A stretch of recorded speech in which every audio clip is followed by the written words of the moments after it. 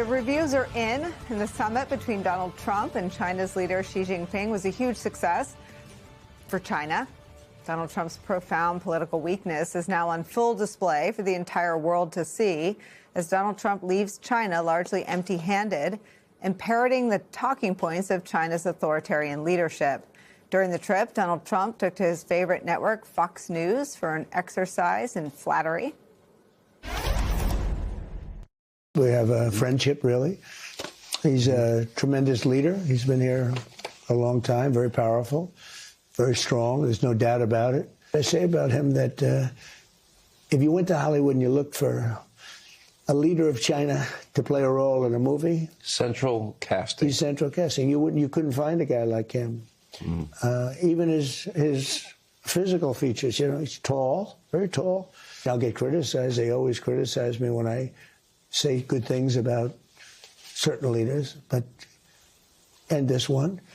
But he's a leader for China. He's led almost 1.5 billion people for a long time, and he's respected. He's respected, and he's so handsome. He looks like he's at essential casting. He's, quote, powerful and strong. 27% of Americans agree with that assessment. 27% of Americans approve of China. But Donald Trump's man crush on Xi is so deeply felt by Donald Trump and now on public display that Trump went beyond complimenting the leader. He even parroted and agreed with Chinese propaganda about the decline of his own country, the United States of America. Donald Trump posted this on social media, quote, when President Xi very elegantly referred to the United States as perhaps being a declining nation, he was referring to the tremendous damage we suffered during the 4 years of Sleepy Joe Biden and the Biden administration. On that score, he was 100% correct, end quote. Trump went on to list a litany of complaints about America and culture war grievances, things Donald Trump has said many times before, but not after being in charge of the country for 18 months. That post appeared to be in response to President Xi referencing the so-called Thucydides trap, a theory in which war erupts when an existing power is threatened by rising power. Instead of defending the United States of America, Donald Trump threw in with China's dictator, agreed with them in his assessment and criticism of his own country, and then tried to spin it away as the result of the policies enacted by his predecessor, who, as we said, has been out of office for a year and a half now. All in all, Donald Trump's post underscored who clearly, undeniably, came out the winner of the summit. On that, David Sanger of the New York Times writes this, quote, Trump sounded conciliatory, the exact opposite of his portrayals of China in public appearances back home. Mr. Xi, while smiling and welcoming to Trump, was quietly more confrontational, especially on Taiwan, where he delivered an unequivocal warning. The gap spoke directly to the new level of confidence and authority Mr. Xi has adopted in his public speech, despite his challenges with the domestic economy as he watches the United States plunge into conflict with Iran. Donald Trump leaving China on the defensive and empty-handed is where we start today with some of our favorite reporters and friends. New York Times reporter Michael Crowley is here with me for the hour. Political analyst and host of the Bulwark podcast, Tim Miller, is back. And back with me at the table, what could go wrong? Puck News senior political columnist, national affairs analyst John Heilman is here. Michael Crowley, you and your colleagues had an incredible live blog running, as well as some great reporting and analysis. I read some from David Sanger. And I honestly, I was homesick, and I kind of kept updating it to see if I was missing, like, the good news part of the trip. It was a pretty abysmal outcome for the United States of America and Donald Trump. Well, Nicolle, I'm just really marveling here at the point that you struck in that intro, which is the change in the president's tone toward China. And, you couple that with the fact that he launched a war in the Middle East with sort of unclear objectives that was aimed at regime change, a regime change war in the Middle East. And then went to China and praised its leader and took a pretty soft line approach toward the U.S.-China relationship. It's like makes me wonder what's going to happen next. Like, is Trump going to, give Hillary Clinton a job in his administration? It's just kind of amazing how flexible this president has become, to use a charitable word, or how dramatically he's reversed some of his past positions. And just as a footnote to this, although it's not Trump himself, I stumbled on something really interesting, which was that in 2015, Marco Rubio gave a big speech about China attacking President Obama, and he stopped just short of saying that Obama should cancel a visit from Xi Jinping at the White House, because Rubio was saying that Xi was, committing atrocious crimes against humanity and oppressing his people, but said, Obama should not roll out the red carpet and basically not, treat him like his good buddy, because that's not how we treat authoritarian leaders like this. So, Rubio is part of this here also, and it's quite remarkable. Now, the last thing I would say is, look, if there's good news here, it's that we are not on the brink of a dangerous confrontation with China. I mean, a lot of people that national security experts were worried that we were in this kind of cycle of escalating rhetoric and threats between Washington and Beijing that could spiral out of control. And at least we're talking, because there are so many important things, including AI, where we've got to be on the same page. However, last point, the warning about Taiwan from Xi Jinping was kind of chilling. That remains a very dangerous flashpoint, and it's not clear to me how President Trump is thinking about that. So that remains a huge question mark out of all of this. I mean, Trump said about Taiwan, what do we want to be in a war 9,500 miles away, almost the same distance as Iran? I think people who watched Taiwan found the summit most ominous for the prospects of the Taiwanese and our alliance with Taiwan. I mean, doesn't this make actual aggression there far more likely or far more palatable from Xi's perspective?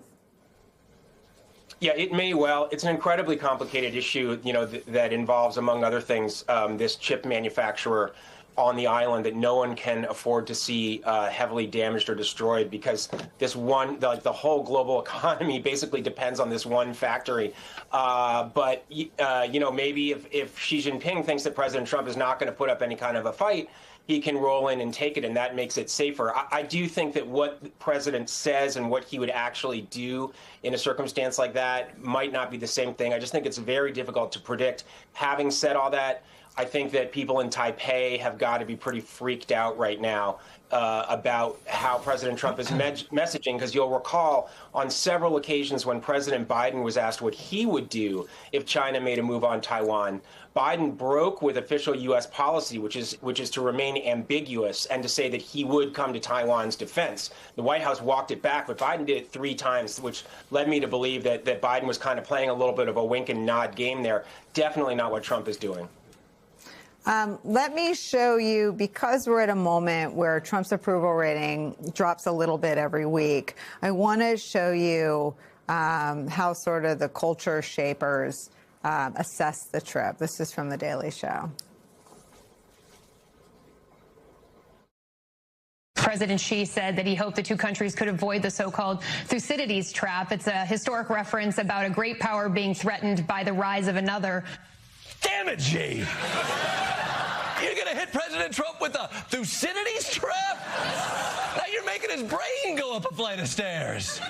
Come on, all right, President Trump, don't let this guy history mog you. Show him you can communicate in equally sophisticated terms. Chinese restaurants in America today outnumber the 5 largest fast food chains in the United States, all combined. That's a pretty big statement. Yeah. That's my president. Putting his understanding of geopolitics into fast food terms. He gives a summit speech like a 3rd grader who got assigned China for his geography project.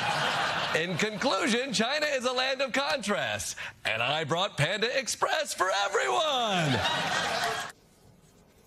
So, Tim Miller, I think before Donald Trump started a war for which 9 to 17% of Americans feel supportive and enthusiastic about, these could be read as sort of elite things that Trump doesn't know anything.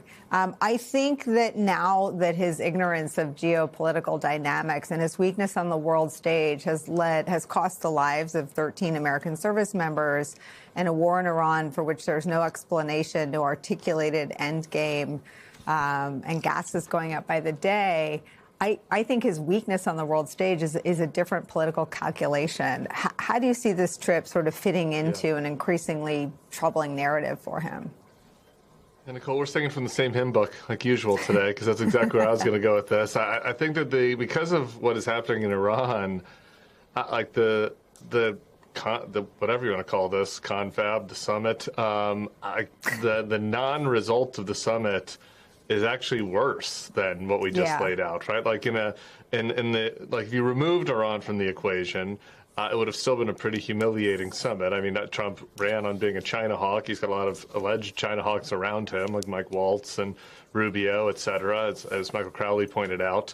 And instead, he goes there and just basically lies prostrate before Xi and talks about how hot and strong he is. And honestly, if you can imagine what Fox would do if any Democratic president would talk about this, or just minute by minute, it would just be about how weak and humiliating and embarrassing the president is. And that's what our president is. He's extremely weak in the face of this negotiation. And so, like, that would be one thing if we were talking about, like, big picture, long-term geopolitical concerns, Thucydides trap, what happens with Taiwan in the future. But, like, we have this acute crisis right now. And China is simultaneously helping Iran somewhat in that crisis. They're also providing assistance to some of our putative allies in the region that now are dealing with shortages, in gas and other products such as that because of the closure of the Strait of Hormuz.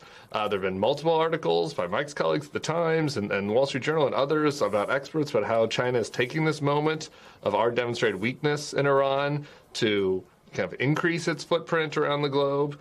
And so, like, Trump goes there for this summit with kind of like the Iran war, with no clear objective, doesn't get anything out of it, and it happens amidst an ongoing conflict that we started that is exposing us as being very ineffectual on the world stage, and on top of that is harming people in our country and abroad. So it's just a total disaster class as far as I'm concerned. MSNBC's political panel is calling Trump's China summit a massive win for Beijing and a major warning sign for America's global position. During his meeting with Chinese President Xi Jinping, Trump reportedly shifted from his usual tough talk to a far softer tone, publicly praising Xi as a strong and powerful leader, while leaving China with almost no major diplomatic victories for the United States. The only headline deal, China buying Boeing jets, actually disappointed Wall Street, sending Boeing's stock down sharply. Critics say Trump also appeared to walk back key promises made to his MAGA base, including tough restrictions on Chinese land purchases and student visas. But the biggest concern may be Taiwan. Xi reportedly issued quiet but serious warnings, while Trump avoided giving a clear commitment about defending the island if conflict breaks out.